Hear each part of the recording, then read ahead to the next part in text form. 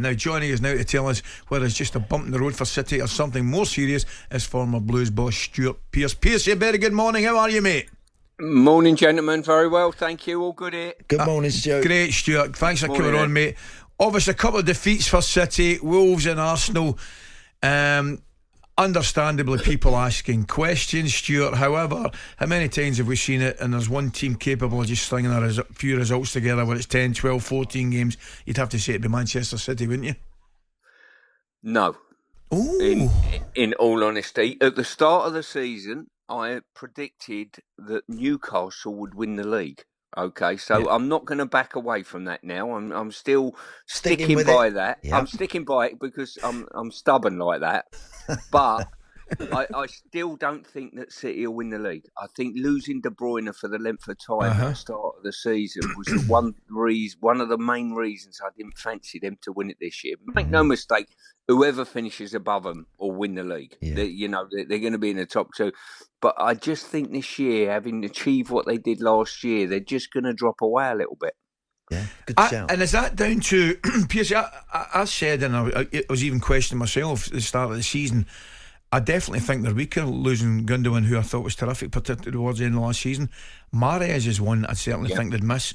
You mentioned De Bruyne, obviously. Yeah. I thought beforehand they would have enough strength and depth. I still think they will win it as it happens, but I don't think anybody can argue. They certainly look weaker. Yeah, I mean, to be fair, I'm not judging that on these last two defeats. That's irrelevant to me. Prior to that, it's when De Bruyne was lost. I think when De Bruyne's not in the team, Ali, Haaland loses something. Yes. You know what I mean? Yep. You know, and I think, that supply line, listen, they're a brilliant team with some great players and they're going to be right at the top of the league somewhere.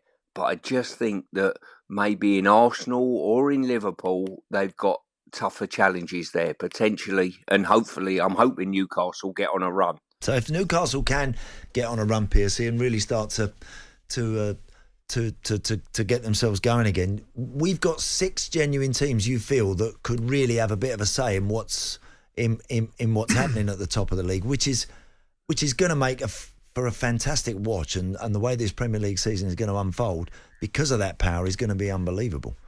Well, I think that's the beauty of it. I mean, we look as though we've lost in the title race at this moment in time, Man United and Chelsea. I mean, they've not shown enough in their performances to suggest they're going to finish, in a title race as such.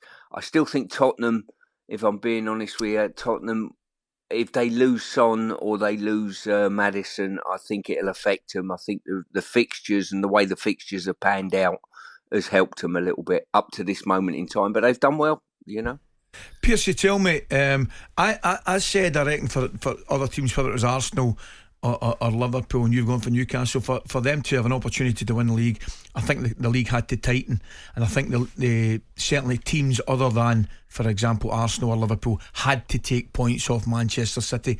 I think we might have a league like that this year, where your West Hams, we saw Wolves have done it, Aston Villas. I think they are I think they're better placed now than they've been in a few years to take points off City. Yeah, I totally agree. They're going to come up against tough opposition. Villa are playing particularly well at the moment. Brighton are playing particularly well again this season, and West Ham are stronger this year than certainly they were last in the league. So. Yeah, as I say, I just think it's brilliant for neutrals watching it. It throws it right open. Yeah. Pearce, just a quick one. We're speaking about Newcastle there. What's about the atmosphere up there in that Champions League night? What a night. Oh, listen, that place is absolutely rocking. It was one of the reasons why I sort of thought that they might have a tilt at the title this year, but to galvanise a result like they did, PSG, I mean, the club are going places. I was at West Ham on Sunday, it was at the game, and they thought they were going to get over the line. It was a decent game, but to be fair, they are a club on the up, no doubt, and they got the financial clout to go again in January, I think, Pearce, before I go to a break, former manager, what's your take on the situation at Birmingham and the way John Eustace has been handled?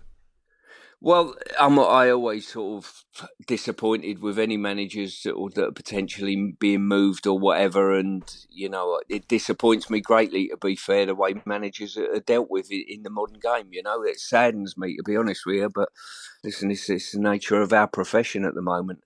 talkSPORT Breakfast, waking you up Monday to Friday morning from 6 a.m.